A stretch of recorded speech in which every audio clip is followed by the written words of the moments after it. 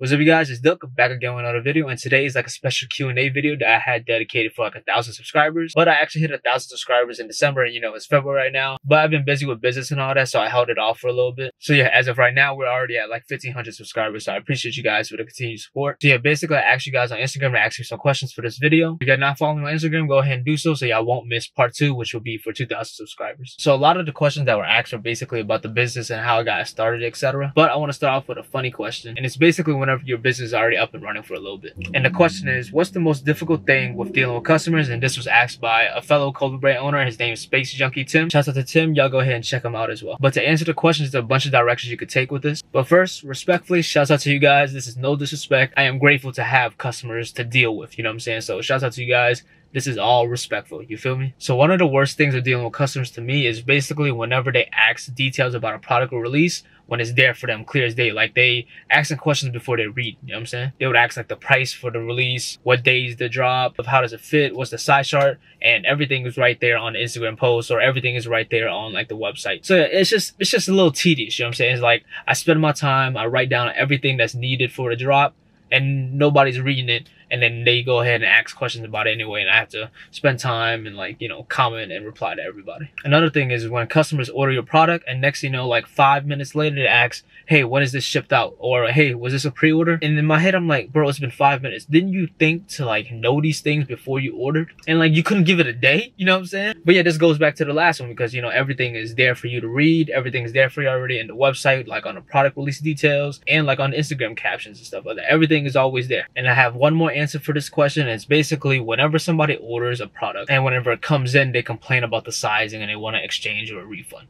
There's nothing wrong with that, but they do this without ever even seeing the size chart. All clothes fit different. Different clothes from different brands fit different. Why did you think that you could buy a size medium in a Gap hoodie and think like that size medium would do well for my brand and my size chart? Like, it's totally different. So that's like a huge tedious situation because the next thing you know, we gotta set up the return, we gotta set up the exchange. I have to pay for shipping again if it's for exchange. And then that product could have easily been for somebody else on drop date, you know what I'm saying? So like I said, it's just a tedious process. Like, I spend my time making a size chart. I do everything thoroughly and clearly, and it's just like a waste of time at times. But yeah, like I said, this is all within respect. Shout out to you guys for supporting me and allowing me to have, these little minute issues, you know what I'm saying? Because at the end of the day, this is not all that matters. This is just like, if I had to answer the question, like this is just tedious little things. But like I said, I'm happy to do it. Shout out to you guys for continued support, for real. Before we talk about the brand details, let's talk about my life before the brand and how I got into fashion. BHS77 and Jay Pierman basically asked me how did I start into fashion and who's my biggest fashion inspo. And basically I would say sneaker culture, you know what I'm saying? Ever since elementary school and middle school and high school, it was always been about the sneakers, getting the hype sneakers and then matching it well with your fits. That's my intro into fashion, basically. So yeah, basically in high school it was like, the jean jackets or like the bomber jackets with the red ones, or even with like the scallop tees, like the zipper pants paired with like the Ultra Boost and like Yeezy 350s. And then like to answer the question about who's my biggest fashion inspo, and y'all heard me talk about the Ultra Boost, the Yeezy 350s and the red ones. Y'all know who made that popular. Kanye West did, you know what I'm saying? He's the biggest fashion inspo, and he's still my GOAT, sneaker wise and music wise as well. I literally almost bought a pair of fucking Chelsea boots because of this man. I'm glad I didn't though. I'm glad I didn't go into that realm. And he has so many like I wouldn't say like underlings, but he had so many people that follow under him, and it was like a Jerry Lorenzo, a Don C, a Virgil, you know what I'm saying? So he's GOAT, you know what I'm saying? He's GOAT. But yeah, that's basically how I started getting into fashion. And then whenever COVID hit, this is where like it transitioned from learning my own personal style and learning that what clothes fit my body well, you know what I'm saying? Because back then it was just the same shit, just wear what was popping basically. Like I said, the scallop tees, the zipper pants, skinny jeans, and even though on a short body frame like me, 5'5", 155, that shit never looked good though. But yeah, through TikTok, I was able to see different trends and different styles from outside of what I knew. And that was intriguing. So then I tried things, some things hit, some things missed. But what I was able to take away from everything was comfortability and proportions were my two non-negotiables. Alright, so the next few questions I will be answering will be about the brand. Shout out to Sahan, Handy, Hamza, Chagori, Official, Moncleo, I Got Route Now, Cadence, Justin, Gian, Big Head Andy, Jalen, Joshua at the Outcast. These people asked like similar questions. It was basically about how was it starting with a brand and really getting some traction, and best advice for aspiring designers / brand owners. So basically, I'm gonna answer these type of questions. So basically, I started Timeless Forever May 2021, and during that time, I wasn't on like TikTok or anything. I was mainly only using Instagram as like a form to like promote the brand. I had no clout for myself. I wasn't popping or anything like that. It was just me, my girl, and our other friend at the time. And basically, when the brand started, we were selling vintage and sneakers. This is when I would go to the thrift source. I would find pieces on like a Depop, Grailed, eBay, and I would also drive to Houston like almost like every other month to do like the little markets that they had. Go up there, try to find some good pieces. And I was doing this from like May all the way till like October. And within that time frame from May to October, it was tough though, because you know you had ups and downs on each drop. I was trying to see if like this was going to be manageable, because at the end of the day, the goal when I started the brand Timeless Forever was because I wanted to sell sneakers, I wanted to sell vintage, and eventually have my own storefront, and eventually sell my own pieces at that storefront or anything like that. So yeah, that was the goal. And you know, within that time frame, like I said, through October to May, it was tough because I was just like, damn, I don't think we're gonna get anywhere with this. And basically, whenever I started too, I felt like I was behind the 8 ball. I didn't start in peak COVID. You know, peak COVID was whenever the sneakers and vintage was at like an all-time high. You could find pieces for really cheap and, you know, do a lot of good flipping. You know what I'm saying? I felt like I started a little bit too late. So being able to gain traction and being able to get like, you know, more clout and all that, it was tougher for me. I felt like this wasn't it for me, especially when I wouldn't be able to find thrifted pieces or find anything online. I'll go to Houston, I'll go there for like a day or two, and, you know, I'm spending money on food, gas, hotels, or Airbnbs or whatever. So like the money I'd make from those sales, it wouldn't account to much, you know what I'm saying? It would just kind of be a waste. It wasn't really efficient or well run, you know what I'm saying? So I came to the realization quickly that vintage and sneakers probably won't be my thing. So at this time, I basically saw this local up and coming brand, and I was seeing how they was popping off a little bit. And y'all know the brand by now. It's Happy Memories Don't Die, HMDD. I saw how they was able to make some mesh shorts. I bought 2 pairs, honestly, and it was like the first blue pair they dropped and like the Kobe pair. But I was able to see a bunch of people on my Instagram reposting them, stuff like that, and seeing how much like engagement they would get. And it kind of like, you know, I was like, damn.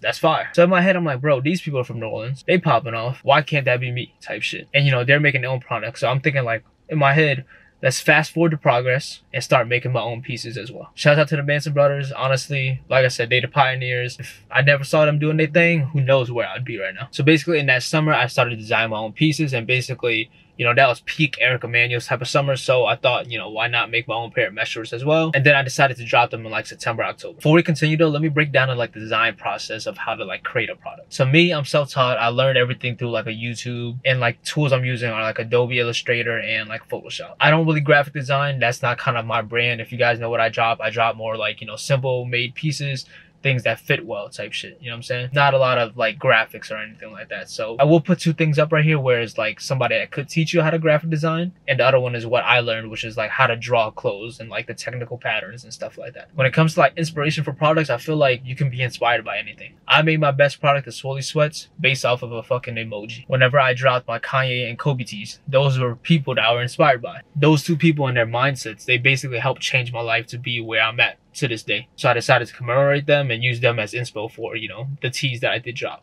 What I would say is basically find a product that you want to make, whether it's a t-shirt, some jeans, jorts, whatever, and then tweak it a little bit, make it unique for you. When it comes to sizing products, this is all based off of like personal preference. What I use are like pieces that I personally own and I like how they fit. And then I tweak it here and there, and then, you know, adjust it going by, you know, per size, you know what I'm saying? Because, you know, you're going up a size, you're going down a size. Usually a lot of measurements, they increase by an inch, half an inch, a quarter of inch, 0.75. It just kind of all depends. And you can look at other brand size charts as well, like, you know, a Supreme, a Yeezy, anything like that. Use that as reference as well to help yourself, and then make adjustments accordingly after your sample. All right, so going back to the shorts release, those did garbage. Like, that release was ass. I think I only sold like 7 pairs. And my problem with that is that I only promoted through like an Instagram, you know what I'm saying? I wasn't on TikTok, and I had no clout for myself. Nobody really cared to like support me. I lost money on that drop. I cried. Shit was terrible, you know what I'm saying? But I had to adapt because, you know, this is what I wanted to do. Basically, that's when I decided to get on TikTok, and that basically changed my life forever. Face my fears, and, you know, it is tough, you know what I'm saying? Not being like a social kind of guy, and, you know, start posting on social media for the fucking world to see. motherfuckers from your hometown, motherfuckers, your friends, etc. They're gonna start making fun of you. It's just, it is what it is, you know what I'm saying? But fuck all that. You do what you gotta do, and you know, that's what I ended up doing. With TikTok, I was able to build a strong community. People that fucked with me and I fucked with them. I was able to be like the face of my brand, you know what I'm saying? Like when you think of Talents Forever, you think of me. And that was literally the best decision I ever made. And this right here, I think is like the key to my success. This is like the most important decision I ever made, was to get on TikTok and market myself and build up my own clout. But this doesn't work for everybody. And some people do prefer the other route where, you know, they doing the opposite of me, where it's just they're posting the products only. They're not really into the photo shoots. They're not doing that. You know, they do well. It's just, I don't know if it's random, but you know, it's just different strategies. This one worked for me, and this was my key to my success. I do feel like my way is more natural though, because you are more like comfortable with the people that support you, you know what I'm saying? You talk to them, you engage with them. It's easier to build that community that I've wanted. I was able to take you guys along the journey from, you know, 2021 all the way till 2024. Y'all saw the success, y'all see the failures, y'all see the mess ups on the drops, y'all see the great drops. It's just like a great thing to me, because, you know, like I said a long time ago, my brand is basically your brand. Without you guys, none of this is possible. All right, y'all, I fast forward a little bit. Most of like the growth and like the community that I did grow mainly happened from like May 2023 to now. But up until then, it was tough, like the brand itself and like trying to grow my TikTok as well. I was going viral, but I was going viral off of things that I didn't want to go viral for. You know what I'm saying? I wasn't really building a community, people that followed me and all that. It was just for like those viral videos. It wasn't like that they wanted to fuck with me or that they knew me. And it kind of felt like bots too. I don't know. TikTok back then, I felt like a lot of people got a lot of followers because it was just bots. But yeah, after like my first mesh shorts drop, you know, I tried to adapt. I dropped some hoodies. Those did pretty well. Like, I think I had like 80 in total. I think I sold 40 within that first day. And then I just marked it sold out. And then after that, I was just like, all right, restock. And then once people got them in, like the first 40 people that ordered, basically, once they got those in, they was like, oh, these are kind of good, like, you know, the quality's good and all that. So then after that, I was building like trust for myself in the brand, and eventually people wanted to restock. I did a little small restock, and you know, those eventually all sold out. So that was like my first sold out release. But after that, you know, going into 2022, it was still spring and summer, you know, mesh shorts were still popping. So, you know, I dropped a few pairs, and I was dropping colors that I didn't even like myself. So that was like a red flag. That's like a recipe for failure, and those didn't do well. And you know, fast forward a little bit, I'm dropping things that I kind of like am iffy about, and I'm just thinking like, I hope people are gonna buy these. I hope people are gonna buy these. I hope they're gonna do well. And that's what I was thinking when I was making the products and designing and all that, and they did okay. You know what I'm saying? Sales for like each drop were around like 2,000 to 7,000, and money wasn't really being made. Progression was slowly being made though, because you know, I was still growing. TikTok started doing a little bit better, and I was trying to find my own like realm in it, like what type of videos I like making. I still was making things that I wasn't like fully in love with and fully was wearing like that. And another thing that was really fucking with me was that I would see myself do these type of sales, like my numbers, and I would see other brands that started around the same time or like a little bit older than me.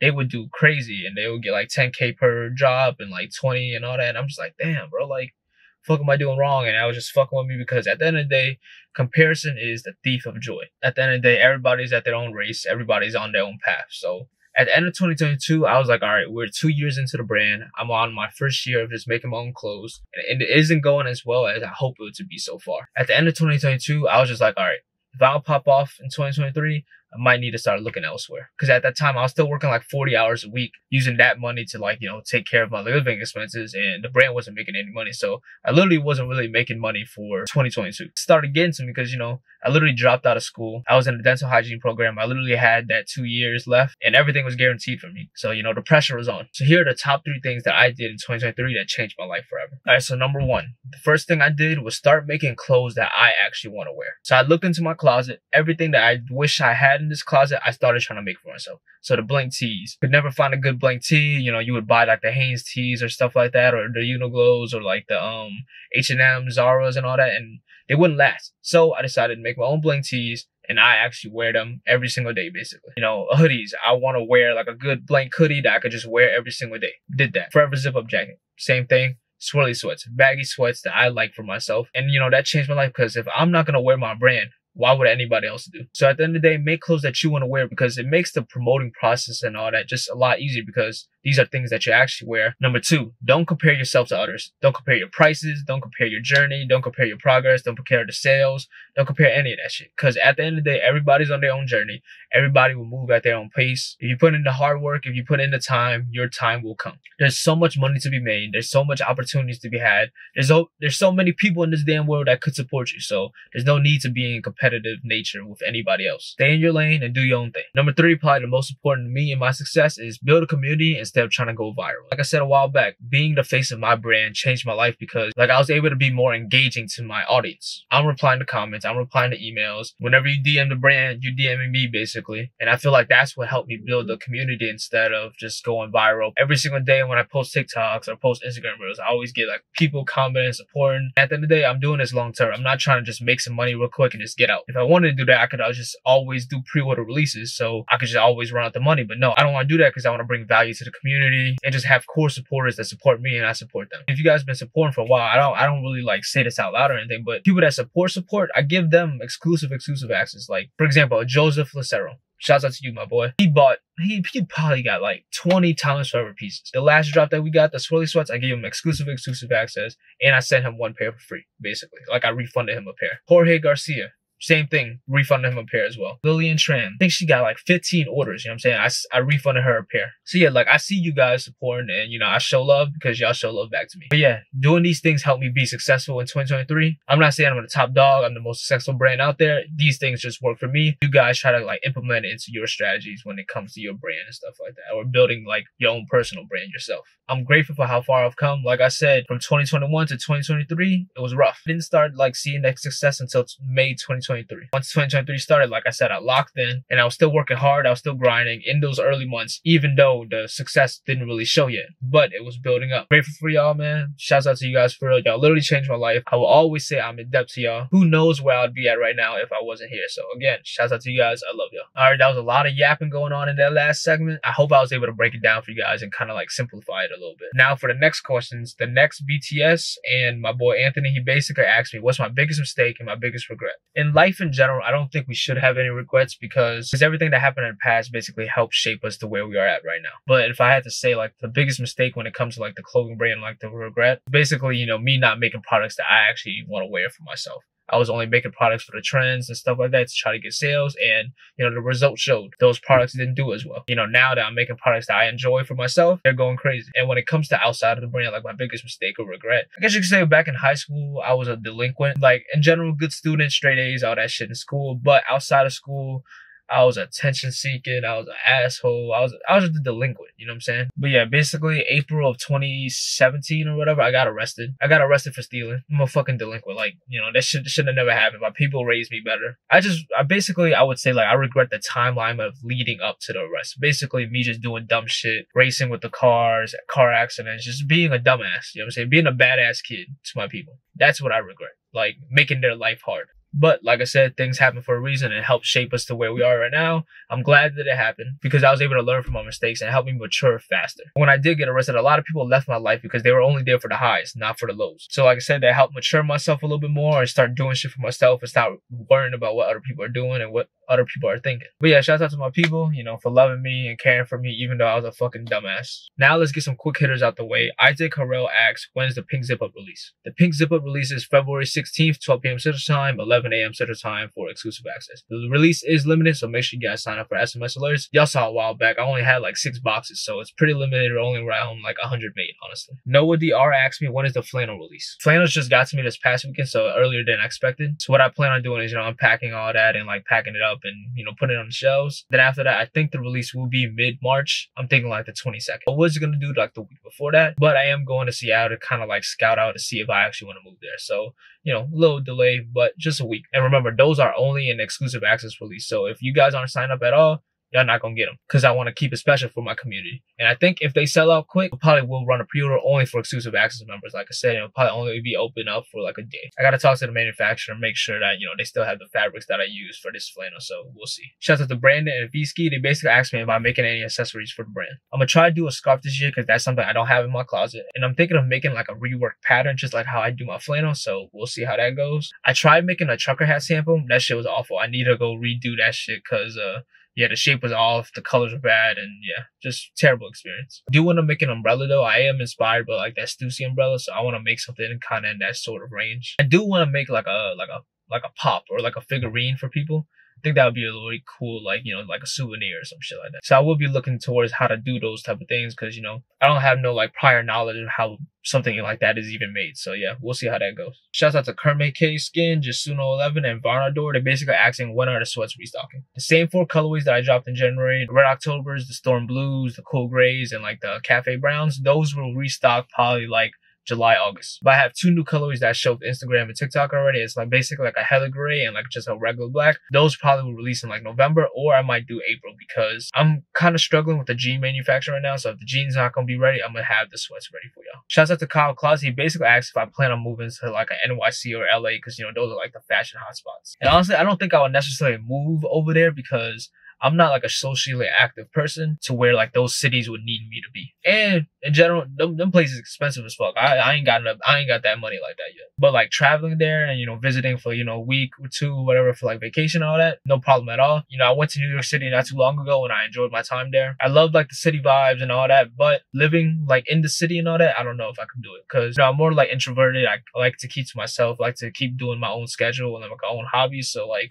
you know, being out there in the city and all that is probably just overwhelming. One thing I do enjoy about, you know, like a New York or LA is like the loft style apartments. Like those, they can't be replaced. Like those things, those are crazy. I would enjoy living like there. Like the high ceilings, the big windows, you know, good lighting, you can make good content and all that stuff. But yeah, like living there though, I don't know yet. Alright, so for the last question that we're going to get into is by Prince Rich. Basically asked me what brands do I like to wear other than my own. I wouldn't be able to tell you, man. My whole closet is basically Times Forever, and it's a flex for myself because I make clothes that I want to wear, so that's a W. But the main thing basically is that, you know, for a 5'5", 155 short king like that, I know what clothes fit me and I just happen to make those clothes. A lot of brands, you know, if I try to buy elsewhere, they don't really cater to my build. So that's why it's easy to wear my brand of clothes because everything fits well. And like I told you guys earlier in the video, proportions and comfortability are my non-negotiables. So yeah, if I'm not wearing Times Forever, it's probably thrifted. But I will suggest some brands that I do like, and if I wasn't wearing Times Forever, I probably would buy their pieces. So one, we got Cole Henry. He makes pretty good basics, and then he also makes like things with like subtle details and all that, and those are the things that I kind of enjoy. Like that's kind of my style. HMDD, shouts out to them boys, they're killing it. They make good streetwear type of pieces. They care about, you know, details and all that, so, you know, shouts out to them. Somar is another good brand that has good basics.